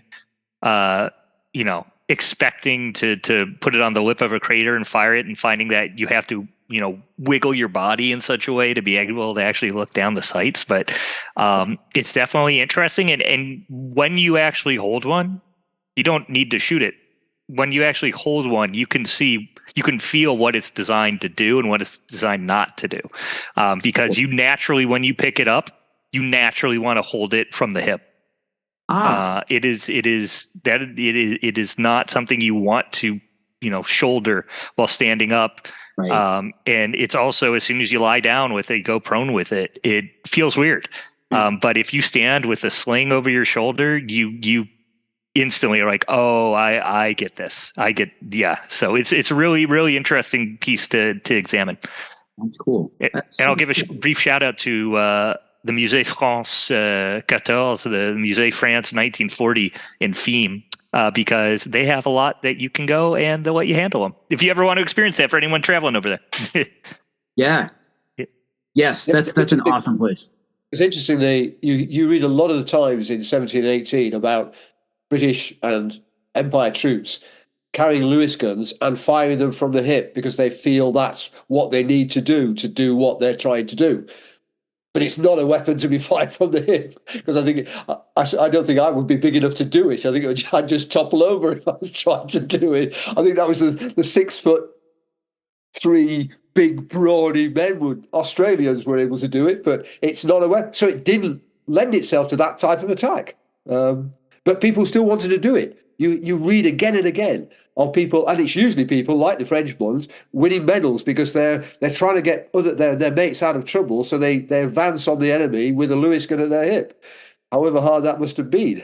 But yeah, that's really interesting. Awesome. All right. So what other innovations, Alex? I know you've got a few here. Yeah, I mean that's why 1915 I find so fascinating, because there is so many things that change, and these are not things that change in 15 and then only used in 15. They're then used throughout then the whole war. It becomes the foundation, the bedrock. So looking at it just from the soldier point of view, you've got, well, number one, the uniforms, they're getting changed. You're going to have helmets, you've got gas masks, you get flat pack barracks that appear. We've mentioned the Chauchat. You also got at the same time the Croix de Guerre. The Croix de Guerre gets created in April 1915, and there's a huge amount more, but I'll focus on a couple of them just so people get a bit of background and also understand where some of the ideas came from. But the first one is always a uniform. The uniform, we all know the classic story of 1914 and the good old red trousers. And ultimately, people have got to remember that pre-war, this was already decided the red trousers were out. This was no longer going to be the uniform of choice. 27th of June, 1914, it'd been decreed that a new uniform was coming in play. And the style of it was deemed the neutral coloured uniform. And they were going to use a cloth which was going to be called the tricolore cloth. So this idea of blue horizon, horizon bleu, that was never even thought of. They had a specific idea. The issue that very quickly came about was obviously this tricolore cloth contained what? It contained German dye. And when you're going to war with the people that have the dye that you need, it's a bit of an issue. At the same time as well, you've got the other issue that a lot of French textile factories were now no longer in French hands. So all of this meant that uniform got kind of massively delayed. So throughout 14, there was a long process of kind of trying to work out, okay, well, what are we going to do here? The neutral colour very quickly disappeared because they didn't have the German dye. So they started going through different shades of blue. And they had to try and work out what obviously was going to be the right blend that was going to sustain high volume of manufacture, wartime economy, needs to be scalable, etc., etc. So it was actually by November 14 that the new cloth was ready, which they called the light blue, or as we now commonly know, the bleu horizon or horizon blue. So why do I put this into 1915? Well, I do because ultimately the uniforms were only getting delivered and the production only really got ramped up from December 1914. So between December 14 and February 15, there's about 600,000 uniforms that get produced during that period. And the uniforms only really start being delivered by spring 1915. And actually, most of that period is known as la crise de l'habillement, the clothing crisis, because it was taking so long to get these new uniforms out to the front. So that's just the uniform. Yep. Then let's think about what they also had on them in terms of the uniform. Well, at the start they had the kepi. So the next on the list is kind of your head protection. So 1915 at the start they kind of realised having a kepi with shrapnel and bullets is not really going to be stopping them. So they started 15 with the cervelle, which is kind of this metal skull cap, which was introduced in early 15. And that was created by a certain Louis-Auguste Adrien, a name that some people may well know. And Adrien, obviously a retired engineer who re-volunteered, and the guy produced so many things. I talk about the flat pack barracks. Well, again, that was something he created. He created it was sheepskin capes for the troops during winter. Okay. There was metal guards, shoulder guards, and breastplates that he created as well for protection against barbed wire. It's a huge long list of things that he came up with, but obviously he's most famous for his helmet, which was created in 1915. And again, we've just talked about the Chauchat being the first. Well, the Adrien helmet was what? Well, it was the first steel helmet to be used during the war on the Western Front. And again, we mentioned it earlier, this was a feat of engineering, if we think about it, because it was first presented to Joffre on the 13th of April, 1915. By July, already 30,000 of them had been produced. By December, 3.1 million. Wow. So that's a serious ramp up. And there's a little fact as well, which I always like, is actually the Adrien helmet was not actually Joffre's favourite at the start. Joffre's favourite was a dragoon helmet, a modification of a dragoon helmet. So if anyone's seen a dragoon helmet, it's pretty intricate. So number one, and also it's pretty heavy as well. But there was also a massive issue towards that as well, is that the dragoon helmet was going to cost 33 francs per helmet, which, if you think about the number of millions that needed to be produced, that wasn't going to be very cost effective. And when you compare that to the Adrien helmet in 1915, it was being produced at 3 francs a unit. So again, it became very quickly a no-brainer. And ultimately, again, it was lightweight. It was only 700, between 700 and 750 grams. But ultimately, with all these things, it was good for the soldiers. It was a mental game as well. The soldiers felt it made them feel safe, ultimately. I know, for example, my great-grandfather writes about it, saying he has his Adrien helmet and he feels safe wearing one. And ultimately, even the stats bear it out because, yes, it did cut head injuries by about 55%. Yes, the Stellen, the Brody, etc. were better. But again, the French were the first ones to bring this to market. When you're the first, a lot of times then people get to see the deficiencies of it to then make a better version of it. And then that's talking about the helmet side. You then remember got gas. 1915 is when gas first appears on the battle. When I say first appears, they're saying full scale because there are instances in 14 around it. But so in April 15, you have the first major use of gas. Well, 2 days later, the French army have already ordered 2 million of these gag gas masks, which is basically a huge cotton bud that would go over the mouth. They then evolved very quickly with gas evolving the use of it. then goggles were then used very quickly. And again, to show a little bit the ingenuity, at the start, they didn't. Where were they going to find goggles? It was kind of like we need goggles now, and there was ingenuity about it, because what did they do? They went and nicked them off welders, off winemakers who used to use them when they were spraying their vines. Racing drivers they took them from there as quickly to get things to the front before they could obviously manufacture things. You had also the hood gas mask that came into being. It's interesting that the French didn't think much of the hood gas mask because they got rid of it by the end of 1915. They actually banned it in 16 because of its deficiencies. I know the British used it for, I think, most of 1916, the hood gas mask. But after that, you've also got one of my favourite weapons, the toad, as it's otherwise known, or the Poilu, which Jim mentioned earlier. And this thing was a beast. There's no other way of putting it. It had a 16-kilogram shell on it, and literally, it is a shell, and it's a shell with literally huge fins on the side of it. It is one ugly beast of a weapon. But ultimately, why was it called Toad is always interesting, because people always assume it was called the Toad because it looked ugly and it looked like a toad. But that's not actually the reason why. The reason why is because of the trajectory of the shell. It was like a toad jumping. So that was the reason why. But the reason that first got created was, as Jim said, the Minenwerfer. That created chaos across in 1914 for the French. And as I mentioned earlier, the French, what did they have? They had, in many sectors, they had Louis-Philippe mortars from 1840.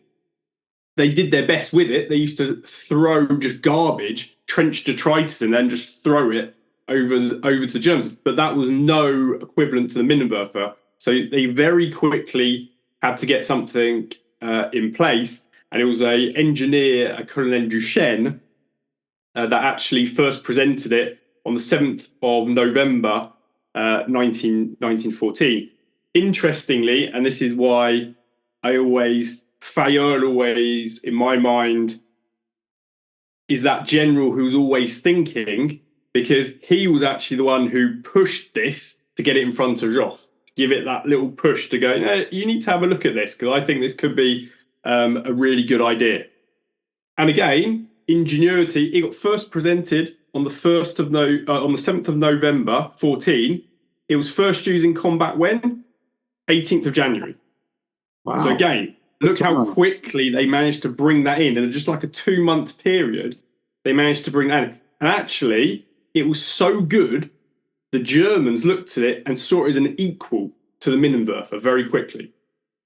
I mean, if you think about it, it was a weapon that got created in 2 months. And I'm pretty sure the Minenwerfer probably took a lot longer to be engineered.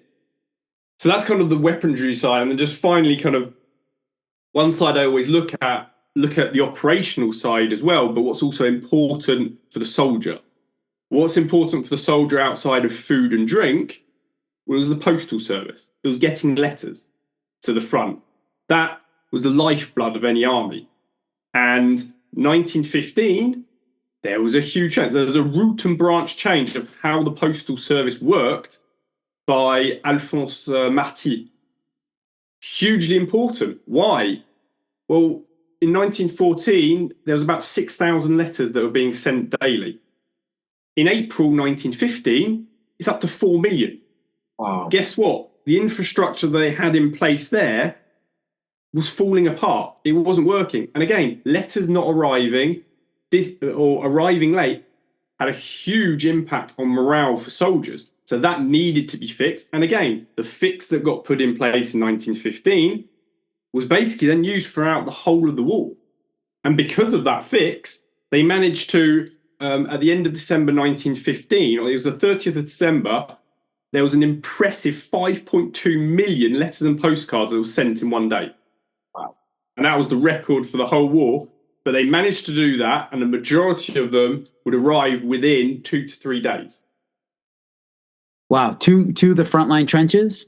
Yeah, and I can confirm that by the by the letters that I have, where the dates are on it, and he also mentions, my great grandfather, the number of days it's taken for his letters to arrive, and vice versa for letters to arrive to him. How long for a letter that your like great grandfather would write for it to get to his fiance from the on average 2 days. So from the front line to Paris, 2 days.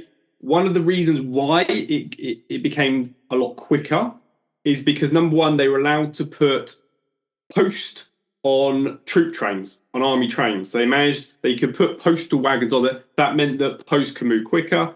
But they also set up what they called the secteur postal.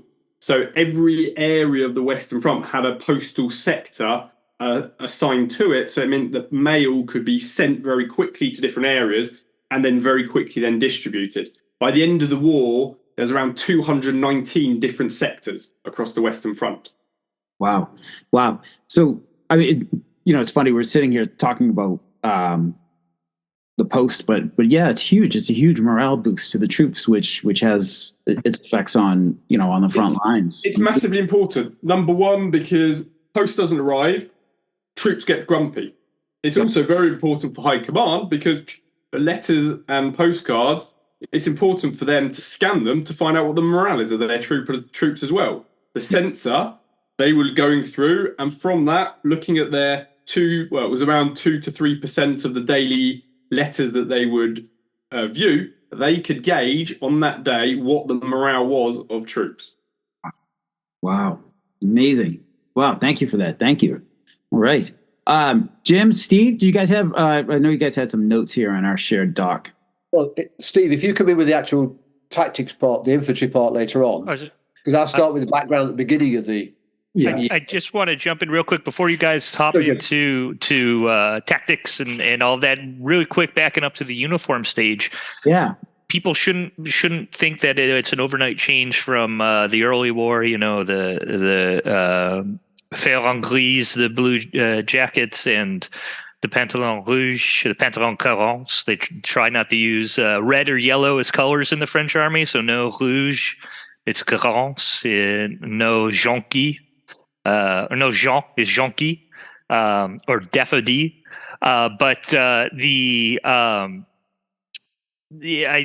There's a lot of interesting steps that take place in between this changeover from the early war uniforms to what we understand the Poilu to be wearing with the Adrian helmet and the horizon blue uniform. And throughout a lot of arguably the majority of 1915, you see soldiers wearing a mix of fabrics and a mix of colors, and it shows the French wartime economy revving up. A really perfect example, they go through multiple different iterations of capote. Advice for non-French speakers: when you go to France today and you go to a museum and you're like, oh, I'm just really interested in looking at the capotes. Well, in World War I, that means the overcoat that French soldiers are wearing. In modern French, it's a condom. So just keep that in mind.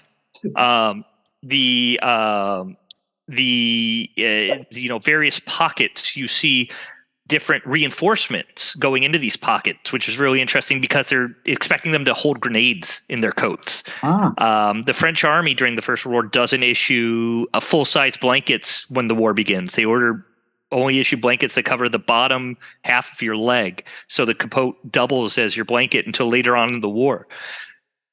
There's also, very interesting connections to this alliance. Again, thinking about economics, you'll see a lot of French soldiers wearing what appears to be in black and white photograph, again, like a dark blue going into 1915. And what that is a lot of the time is actually English import cloth.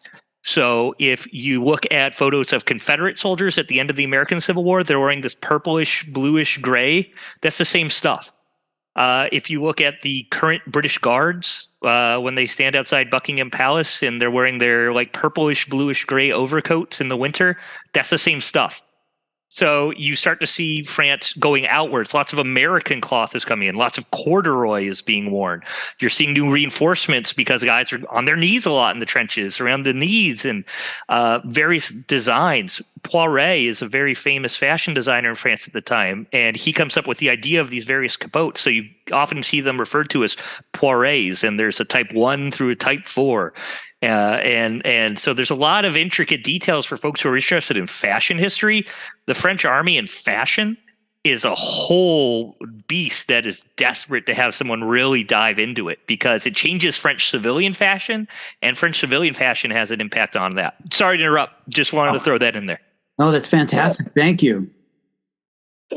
Before I move on from weaponry and so on, I just pick up a few other developments happened in 1915, or as a result of 1915.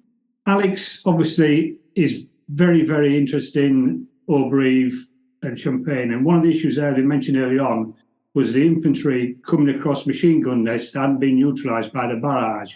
One of the things that met that requirement was the need for a small caliber artillery piece to be carried by the infantry, not a separate artillery regiment, but by the infantry into battle.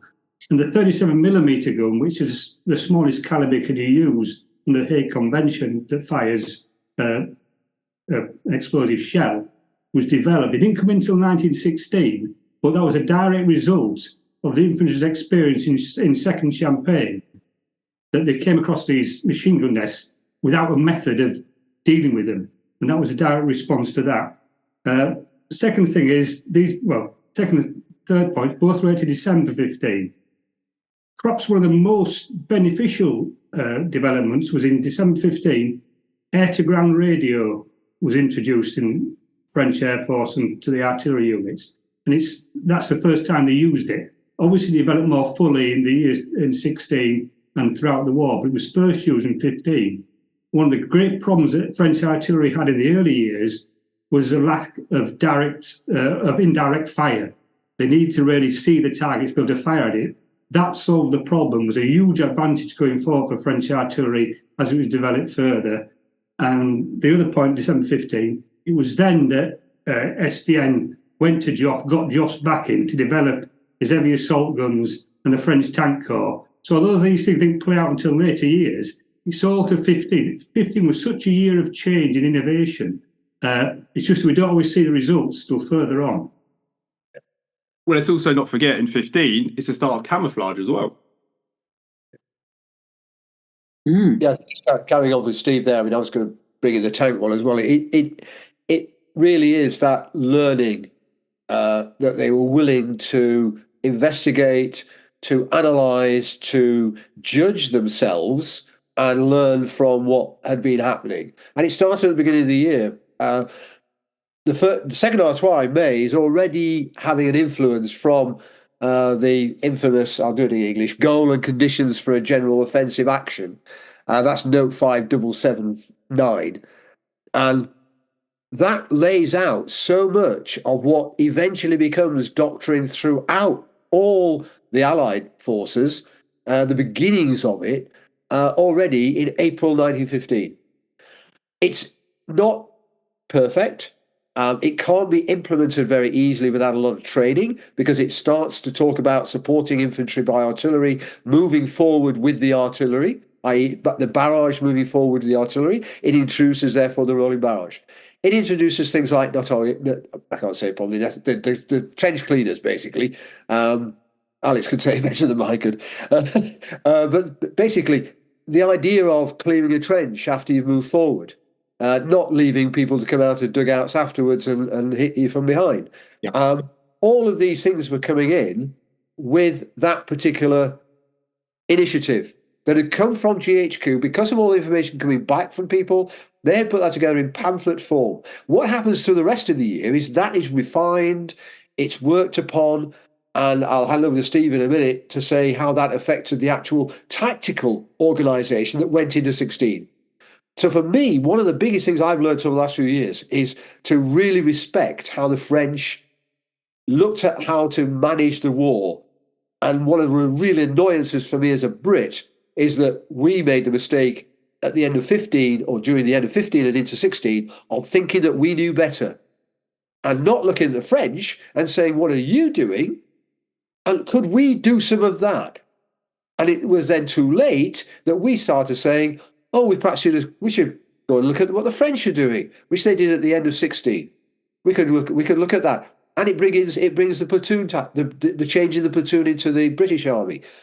A year nearly later than it's already there in the French Army. Because although what Stephen's talking about in terms of the pamphlet that comes out, that is the written form of it, units had already started doing it. It's what usually comes about. You get this bottom upwards idea that units start to reorganize themselves, and that eventually becomes doctrine. It's not a top down; it's a bottom up approach. And there are all sorts of things that happened in 15. One of the other things that I think is going to be realised as well, we talked about gas masks. The French were using gas shells by 2nd Champagne and 2nd Artois.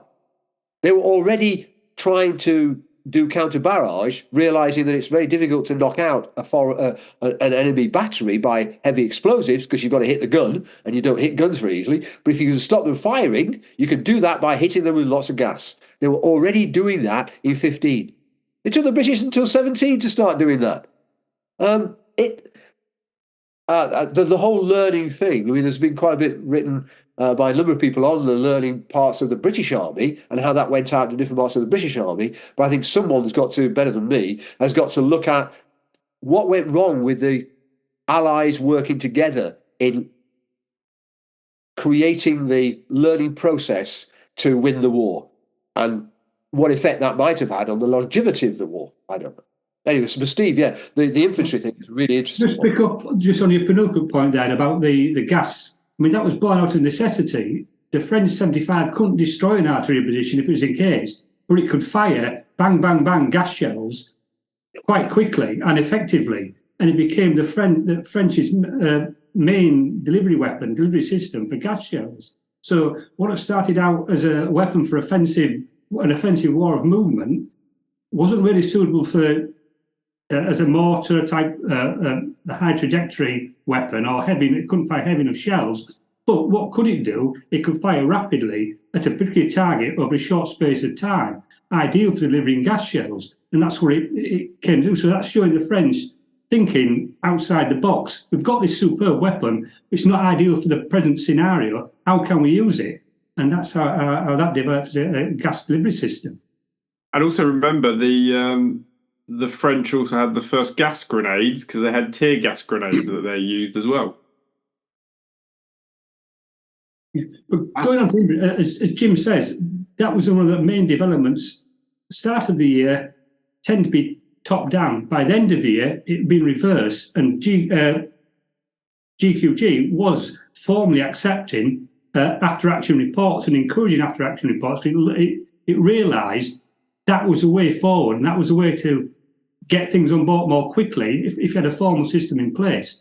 But going back to the infantry, there's various people are attributed with credit, but in reality, as Jim says, people learnt on the ground.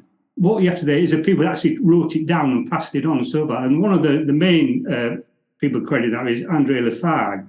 He produced his first pamphlet, May-June 15, about infantry combat, formalised it in another book which was published. It actually went into print January 16, but it was from when he started 15, that Conseil de Bataille. And that's not everything in it was developed, but a lot of it was. And that then came in their provision instructions that were issued on the 8th of January, and then later developed. This is an English translation that the British Army used later on, but it was then adapted further in 1916. But this was all about how to organise your attack, your sections, your squad, your half squad. You'd have people with Chauchat, you'd have people with rifles, you'd have people, but primarily grenades. You'd realise that grenades were particularly useful and defensive, and how that should be best out. Jim touched on the lack of carrying capacity. Well, part of the organisation, we'd have people whose sole responsibility was to carry sacks of grenades up to people that either threw the grenades or had grenade launchers, Alex mentioned. And it's all set out. But this is in 1915. As the other Jim said, the British weren't using this sort of thing until the beginning of 17, really. They were thinking pretty quick on the feet. And by the end of, certainly by the end of 15, transmitting it along the line, making sure everybody knew the best way of carrying out the business. Awesome. Thank you. All right. Final question of the evening here, guys. Can I just pick up some other thing else on this about developments? Yeah, please. Yeah. Because James picked up a bit about politics and everything, and you've got to bear in mind what changed in 1915 as well. Going back to earlier, we mentioned that in the end of 14, there's 500,000 people came back from the war to back to industry. Right. One of those that came back to politics in September 14. Albert Thomas was with recall from the 78th Territorial Regiment to go and work in the Ministry of War. Initially, he was in charge of the railways, but in May 15, he became Under Secretary of State for Artillery and Munitions, and he was one of the principal architects of driving the French artillery programme ammunition. So it's a bit like the equivalent of Lloyd George, except without womanising, and he's got integrity. But that's an aside. But he was only 36. He was in 1914, only 36, an incredible chap. So that's one thing. He was also a socialist and a friend of Jean Jaurès. So that's a bit of his political background. Also an organisation, other things started happening. The French realised they were getting a bit short of commanders or colonels. So they started to switch from the binary system to the tertiary system. So getting rid of brigades. So a division would, instead of having 2 brigades of 2 regiments, would have 3 regiments. And although that wasn't finalised by 1917, most of it took place in 1916, it actually started in December 15. So that's another important point to bear in mind about the French army organisation. Army groups, they went to 3 army groups, North, Central and East, in June 15. There's also the last French cavalry charge, and these get disputed on the Western Front, but that was in there. But also a lot of the cavalry regiments were disbanded and broken up and went to infantry. You might think that's really just an insignificant trivia, but if you look at any of the officers in the 1914 of the French cavalry regiment, and you notice the names are all of the French gentry and the French military class or historic military class, there are a lot of talent there that then went into the infantry as well. So that's something that's forgotten a bit, that did bolster some of the quality of officers at a time when they were getting a bit short in that regard. So, thank you. And I was just going to add, also remember, 15 was the start of the trench papers that started to come out for the men as well. So you had a lot of trench papers that came out during that period, and obviously one of the most famous ones that's still around today as actually a full-blown newspaper is the Canard Enchaîné, which I'm using air quotes here, is supposed to be attributed to the name came from the 74th Regiment d'Infanterie from their trench paper. Oh, interesting. All right. Wow. I had no idea. Oh, man. All right. So, I guess we'll bring it to the final question of the evening, guys. Question of French morale. So, and now we bring it to the end of 1915. So with all of these developments and the battles, everything going on in the world, how was French morale at the end of 1915? I mean, I can answer it from a general point of view and also just from my relative's point of view. Because actually he appeared on the front on the 1st of October, 1915, so right after Second Champagne. And it's interesting because just using him as let's say, a single primary source, there's a huge amount of optimism throughout September that this new offensive is coming, the big breakthrough offensive has got a great chance of winning. And there's huge positivity about it. Even after Second Champagne happens, there's still kind of, it wasn't the breakthrough expected, but it was still positive in what's happened. He then appears around 1st of October 15 in Champagne, And his kind of October, he gets into kind of what let's say everyday French life is in the trenches. And again, he's new to the front, so he's positive about things. However, November starts to hit. The weather starts to deteriorate. And his mood starts to really plummet. So much so that by the end of November, he's talking about how his men have had enough. He's having to manhandle his men to do things. He's having to show example because there's issues around getting soldiers to do things just because of the conditions. You then hit December. You've gone from freezing cold conditions at the end of November to then December time where it's just hammering it down with rain. Trenches are flooded.